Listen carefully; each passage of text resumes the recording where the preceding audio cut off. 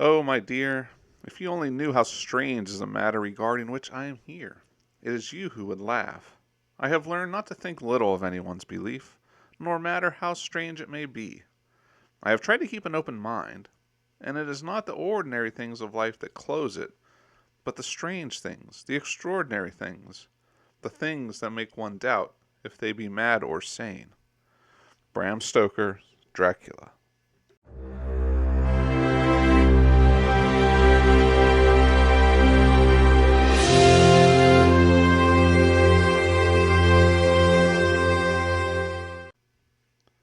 Hello, everybody, and welcome to the legal offices of the Golden Silence podcast.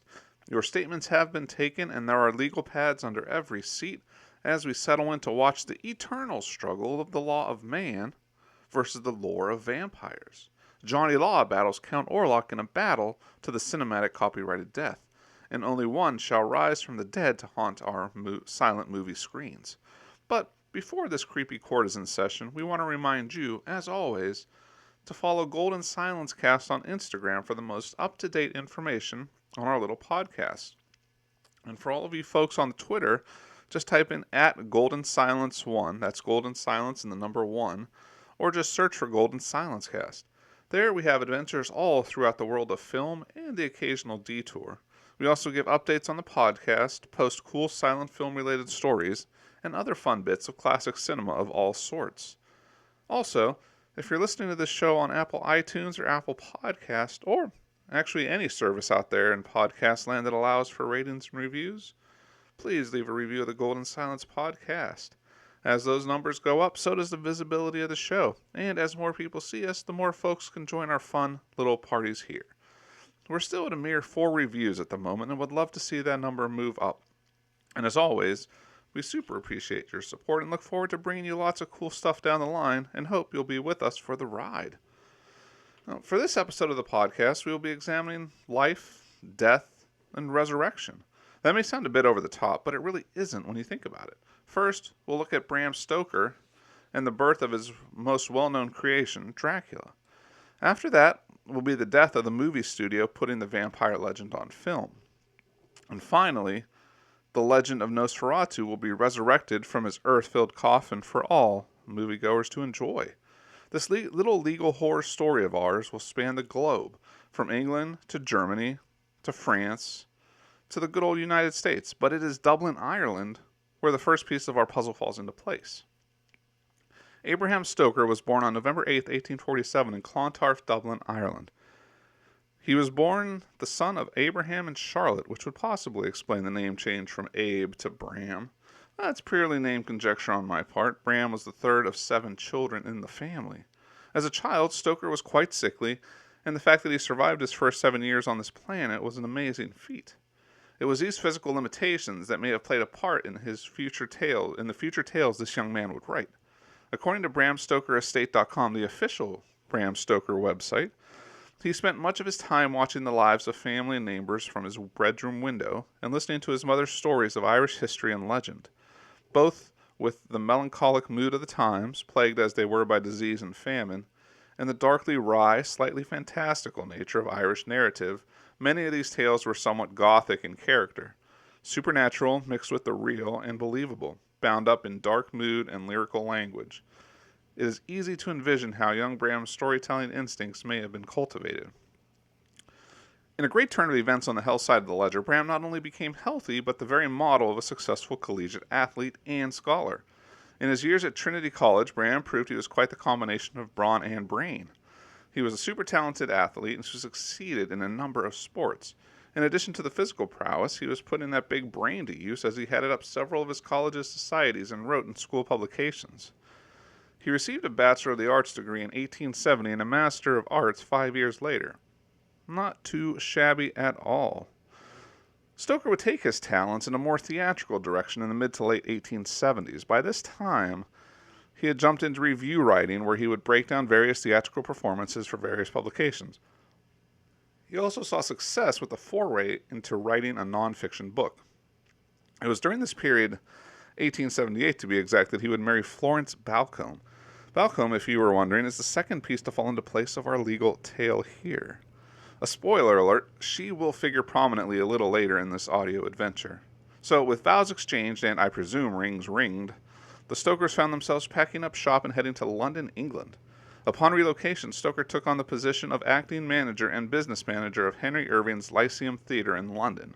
For a little perspective, Henry Irving was a well-known English stage actor in the Victorian era at the West End's Lyceum Theatre. He basically was the choice and voice of a Victorian-era thespianism. In fact, in 1895, he became the first actor to be awarded a knighthood. So that is some high-level prestige and status at the place Stoker was running. Whilst in the big city, Stoker would bear one son, Irving Noel Thornley Stoker. Stoker, like everything he did seemingly, was great at his job. Not only was he good at it, he was incredibly well-liked and respected. This job offered him the opportunity to travel the world with various theatrical productions for his theater. His official duties, however, involved coordinating the theater's local seasons and international tours, accounting its financial records, and acting as secretary for its owner and his friend, Sir Henry Irving. He was so ingrained with this theater that he stayed on the job for nearly 30 years. Though he had an incredibly successful career as an entertainment businessman, the literary world is where his name would become immortal. At least to us. At the time, not so much, but we'll get to that. Before we fully envelop ourselves into the blood-sucking and lawyers, let's hop back a bit and take a closer look at Bram Stoker's wife, Florence. Balcombe will be the connective tissue here that ties together Stoker's Dracula and Murnau's Nosferatu. Florence Anne Lemon Balcombe was born on July 17, 1858. And as an interesting aside with little relevance to our current story, Balcombe was involved in a literary love triangle. Bram Stoker was one corner of the triangle, while her other suitor was none other than writer Oscar Wilde. As we learned, Stoker won her heart and hand in marriage, whilst Wilde went on to his own incredibly interesting life path. Stoker and Wilde would rekindle their friendship a bit later on in their lives. The more you know, right? We will certainly hear more from Lawrence in due time, but let's continue on with the Bram Stoker primer here, with an eye on one particular published novel that you may have heard of. The writing of Dracula would take Stoker nearly 7 years. It was a long while filled with research and the author's own insecurities. This novel journey began 1890-ish, I would say. According to writer David J. Scull's Something in Blood, a biography of Bram Stoker, he writes this: Stoker had great difficulty writing it, especially cutting through the overload of his own imaginative clutter. The process was twisted, arduous, and constantly interrupted. He stopped to write other books. He questioned himself. He censored himself. He had second, even third thoughts about almost everything. In the end, he wondered if the book would even be remembered. In writing, well, more specifically the research into what would become Dracula, Stoker left no stone unturned. Whether it was examining old maps or digging up histories of tall tales of the undead, Stoker pursued it. Many a culture or history of a people has their legends of spirits, monsters, zombie creatures, and Bram Stoker took those stories to heart and to his notebook. In Time magazine, Dacre Stoker, a descendant of Bram, and J.D. Barker wrote an article entitled Bram Stoker Claimed That Parts of Dracula Were Real. Here's what we know about the story behind the novel. That title's a bit of a biteful, but there's some good stuff in it. In this fascinating read, we get an idea and look into the depth Stoker went to flesh out this story. This was no wham bam, thank you ma'am endeavor. Not even a little.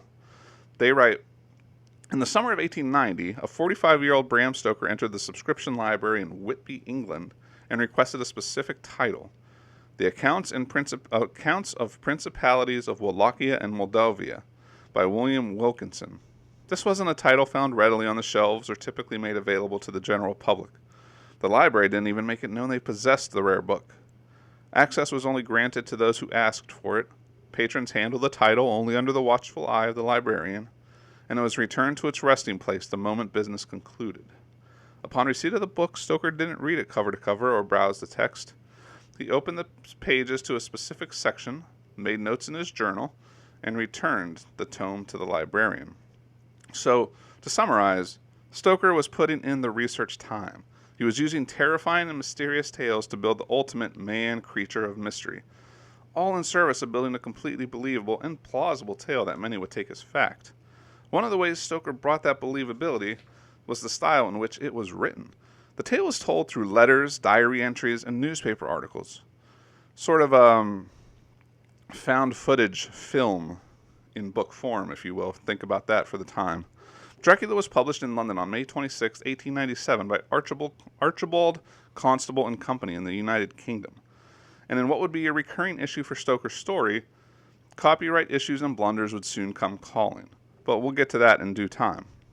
For now, let's reiterate the story of Dracula for comparison's sake, and a point of reference for when we zip over to Germany for the Prana production of Nosferatu. So, looking back at the story that Bram Stoker wrote, here's a bit of a synopsis and we'll go from there. The story starts with solicitor Jonathan Harker taking a business trip to stay at the castle of a Transylvanian noble, Count Dracula.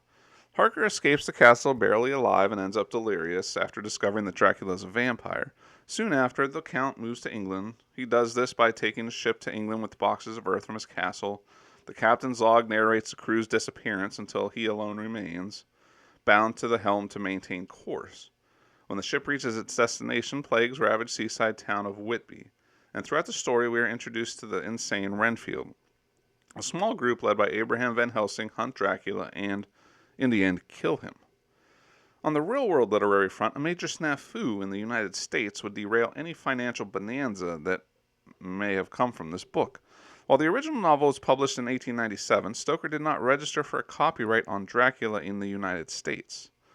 In the United Kingdom, the work was protected for 50 years beyond Stoker's death in 1912, as dictated by law at the time.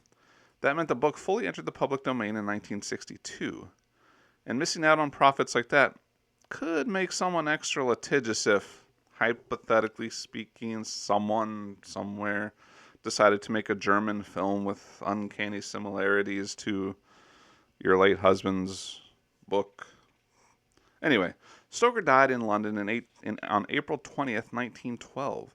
As to the why and the how, some biographers attribute the cause of death to overwork, whilst others point to syphilis. Either way, he was gone, but his wife Florence would not let him be forgotten. So, for the moment, we're taking leave of the Stokers and making the next stop in our adventure a trip to Germany to introduce ourselves to Nosferatu and the team that brought that film to life. One of the most fascinating people behind Nosferatu is a fella named Albin Grau. Grau was the driving force behind the film. From creating a production company, Prana-Film, and coming up with many of the designs and visuals seen in the final product, Grau had his hands in everything. Grau is a German artist, architect, and occultist who served as producer and production designer for Nosferatu. He was largely responsible for the look and spirit of the film, including the sets, costumes, storyboards, and promotional materials. It was Grau who started Prana-Film with friend and co-producer Enrico Diekmann. He started the company to make film. They started the film to make films with occult and esoteric leanings. As we will soon learn, Prana would only make one film before financial and legal troubles would ultimately sink the ship, but that's jumping ahead a little too much. According to Grau, it was his wartime experiences that served as the inspiration for his famous vampire film. It was during the winter of 1916 that Grau heard a tale from a Serbian farmer. This farmer claimed a member of his family was a vampire, and from that nugget, the seed of Nosferatu was planted. Michelle Debchak from MentalFloss.com explains, even though Grau's inspiration for the subject matter came from personal experiences, he was set on pulling the actual content of the film from the most popular vampire tale of the day. The only obstacle standing in the way of the production was the fact that they didn't have permission to make it. Now, Grau and fellow producer Enrico Diekmann could not bring this vision to life, or afterlife as it were, on their own. And for that monumental task, they needed a collaborator. Not just any collaborator. They needed someone with vision. Someone who could turn this idea into a legendary cinematic experience.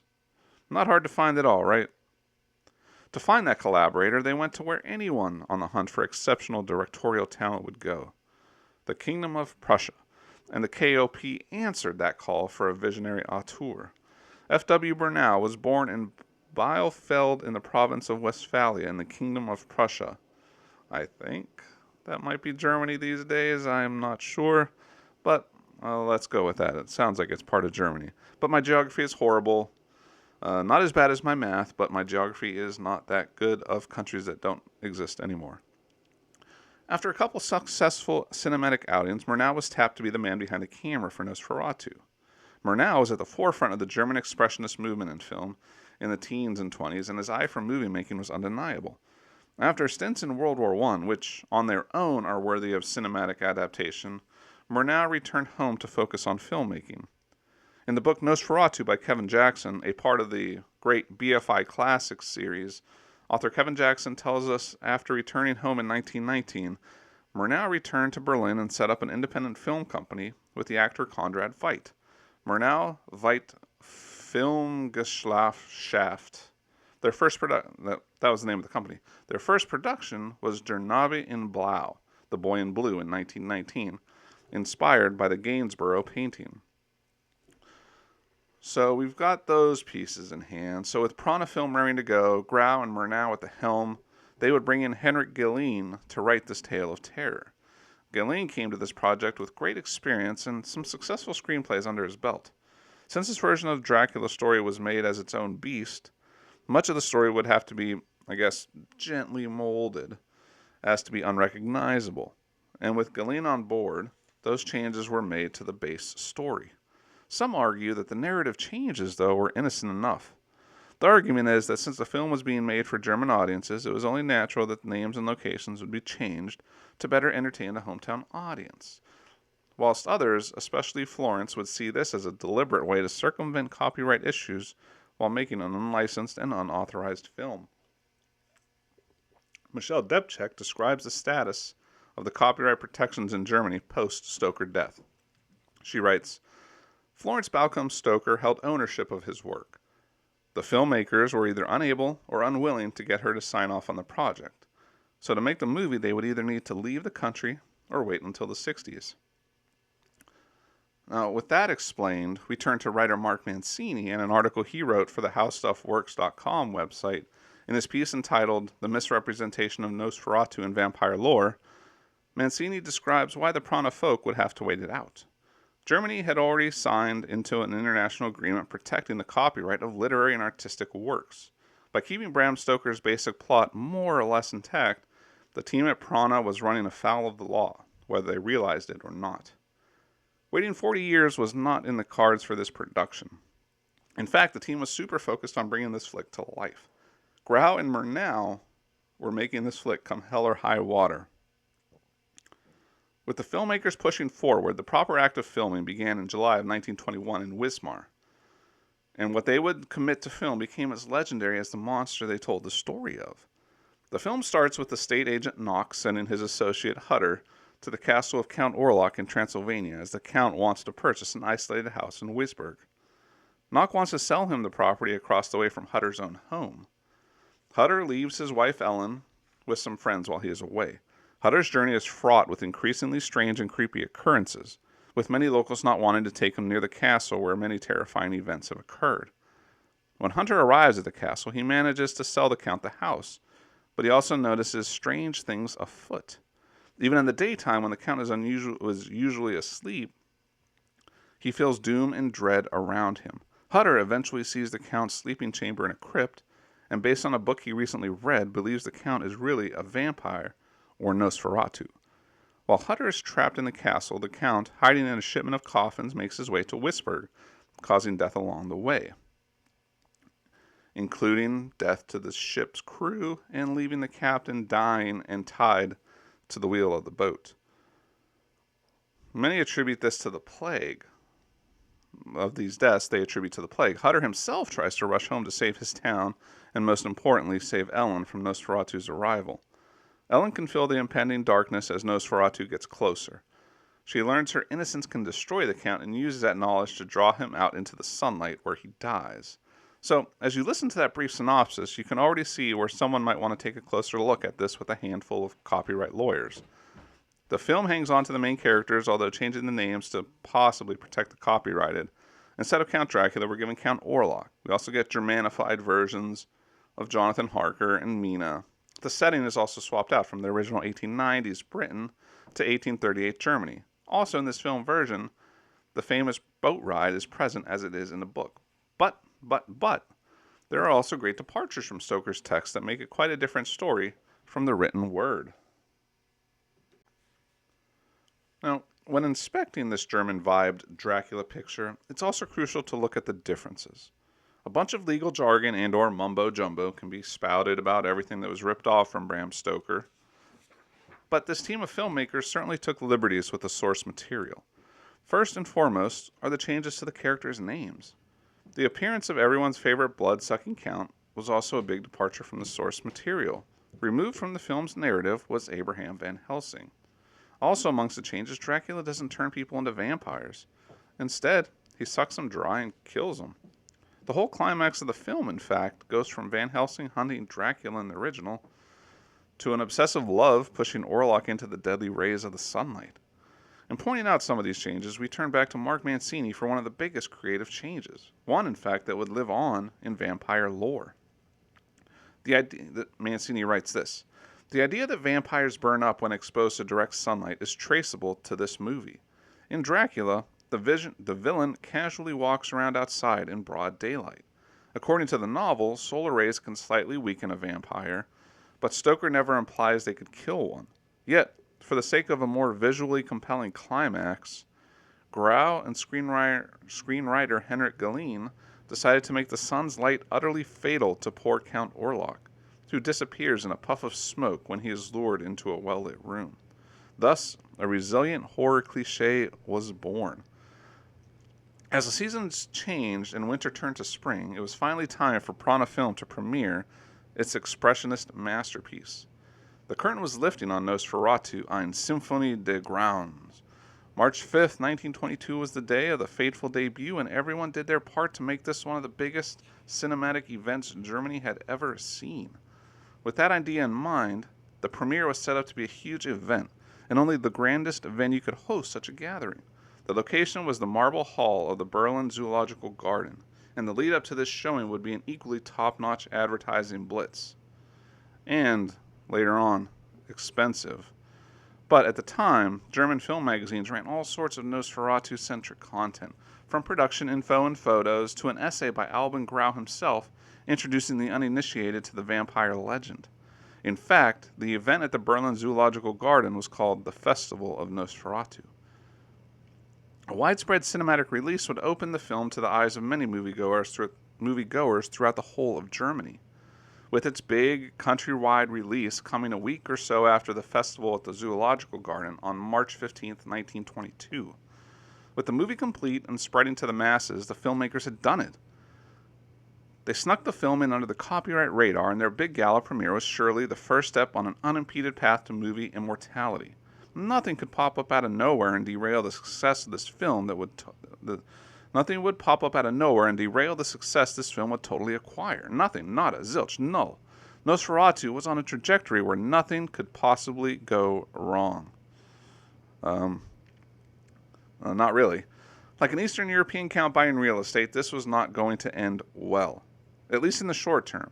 In an article from MentalFloss.com entitled How Nosferatu Ripped Off Dracula and Became a Plagiarism Success Story, we turn back to author Michelle Debchak explaining how all was not right with Prana-Film and its big feature debut. Debchak writes, following an ambitious promotional campaign that cost more than the production itself, Nosferatu's ticket sales were underwhelming, leaving Prana-Film broke. And in case there was any chance of the company rising from the dead to make more movies, Florence Stoker arrived to hammer the final nail in the coffin. So at this point in our tale, Bram Stoker had been dead for quite a while. In fact, it had been nearly 10 years since he passed on. What that means for Florence Stoker and Prana-Film is that Dracula was still under copyright protection in Germany. It would stay that way for 50 years after an author's death, before the copyright protection would run out. How did the London-based Flo Stowe find out about a movie premiere in Berlin? Florence Stoker would receive an anonymous message through the mail.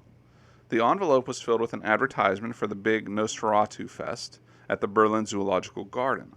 Since it was anonymous, she had no idea who sent it or why, but that was all it took to get her on the case and take a deeper look at what these folks at Prana-Film were up to.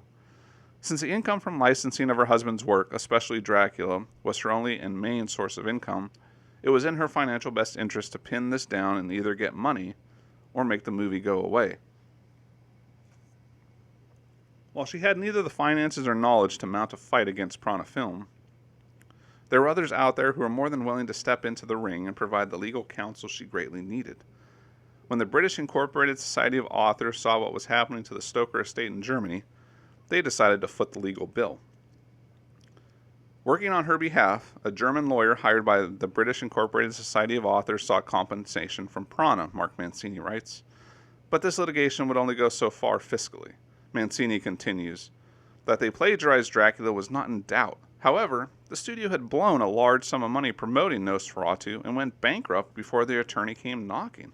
So in accordance with Stoker's wishes, a German court ordered every copy of the movie be destroyed. You heard that right. Prana-Film was taken into receivership by June of 1922 by the Deutsche Amerikanische Film Union. So ultimately, the company was bled dry before Florence ever got to them. That is wild. Destroy every copy of a film. That's crazy, right? By today's standards, that is crazy. There's no way anything is destroyed this day and age. Something controversial or crazy happens, people just head over to YouTube or any other online repository of video or information. It's virtually impossible to make anything disappear, for better or worse. That is the world we live in. But with film reels in the 20s, the story was considerably different. Under the best of circumstances, most silent films failed to survive much past their theatrical runs. And here, a deliberate effort was made to make sure that no copy ever saw the light of a flickering theater screen. During the 7 years of her litigation, she attempted to destroy all vestiges of the film she believed had pirated her husband's work, and convinced the German courts handling the case to demolish all the Nosferatu film reels and negatives that their agents could locate. She also diverted potential fans to other Dracula adaptations that she licensed herself, most of which were plays. Writes Olivia Rutigliano in an article entitled Blood Brothers, Dracula vs. Nosferatu.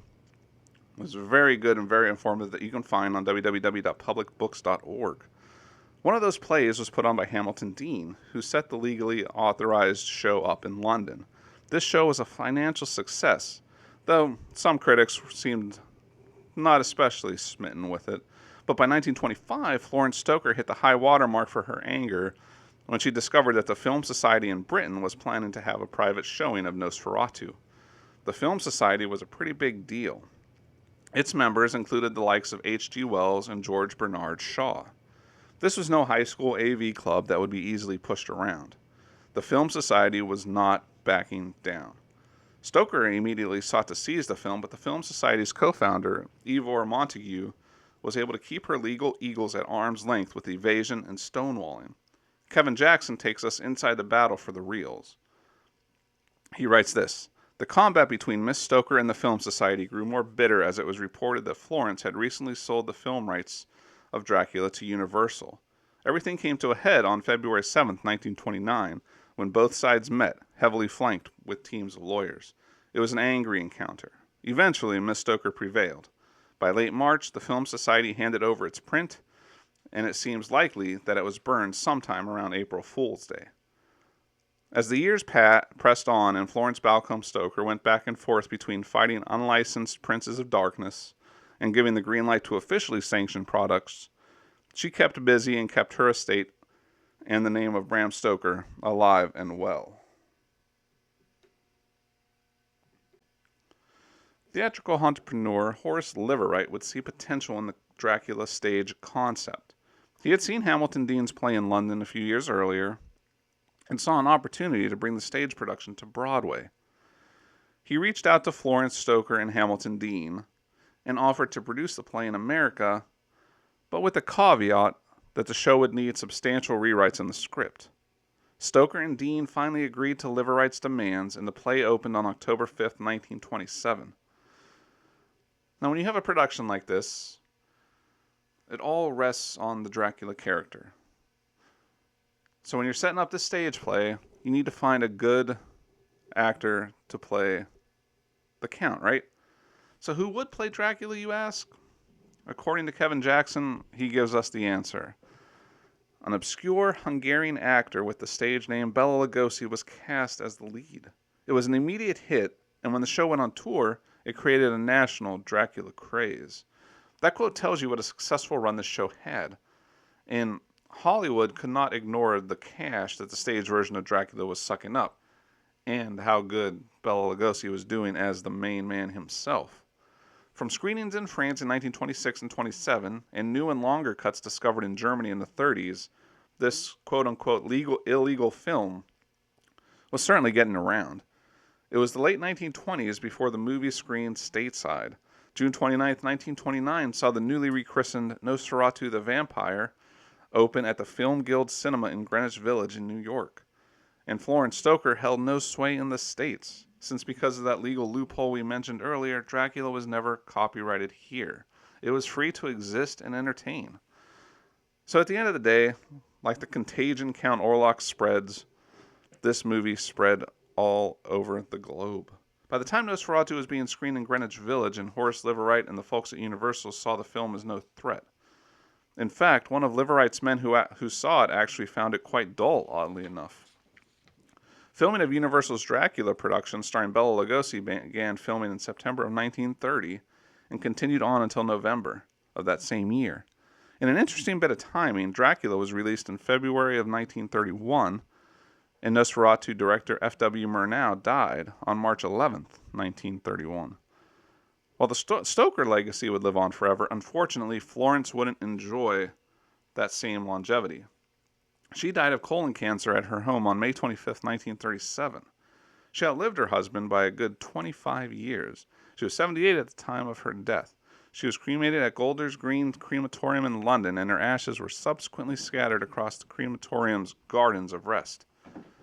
By the late 70s, director Werner Herzog would bring Nosferatu back to life. In 1979, Herzog directed Nosferatu the Vampire. It was a sound-filled updating of the original film. By now, the story of Dracula had entered the public domain, so Herzog was able to put his spin on the original, but with the characters we loved from Stoker's original tale. This is a very cool recounting of the original, and definitely worth watching for all of you Nosferatu lovers out there. Klaus Kinski's portrayal of Orlok/Dracula was fantastic and super oddball, but in a cool way. It adds really cool dimensions to the original creature. Through all the ups and downs and twists and turns, there's one thing to take away. The lore that Bram Stoker introduced to the world in his book was something that would forever impact the cinemas and movie houses all over the world. No matter what style of vampire you prefer, the silver screen has something for you. And this quote that I found perfectly exemplifies it. And this is, again, going back to Olivia Rutigliano. And this sums up the silver screen bloodsucker. Shortly after Murnau made his film, two divergent traditions of cinematic vampires emerged, writes Olivia Rutigliano. The first tradition is that of Murnau's sad, lonely vampire, a symbol of illness, malnutrition, and pestilence. The second is the famous, erotically appealing Dracula, whose all-too-capable mouth suavely seduces his victims. This Dracula did not originate in Stoker's novel, but actually entered popular culture a decade after Nosferatu in the 1931 Universal Studios film adaptation starring Bela Lugosi. Now, take a moment to let that sink in a bit. That level of impact is unbelievable. This crazy legal drama took so many wild turns, and I certainly hope you enjoyed the ride. On a personal note, this is an important episode in the history of the Golden Silence podcast. As someone who knew nothing about silent films and knew nothing about podcasting, it was a pretty big adventure to start a podcast about silent film. So far, we have stuck to a more obscure and eclectic selection of films. We didn't have the confidence to jump into the deep end of the silence, the biggest movies with the biggest stars and the biggest followings. Those were, and still are, quite daunting. But this episode marks the 1-year anniversary of the Golden Silence podcast, and this show has grown way more than any of us here could have hoped. In less than a year, we have had over 1,600 listens, and that is crazy to even think about. And that is all because of you out there in the listening world. Thank you, thank you, thank you. And because of your support, we figured the only way to celebrate 1 year was with a double feature of one of the most famous silent movies ever made, Nosferatu. In this episode, we have given you the prologue and the epilogue.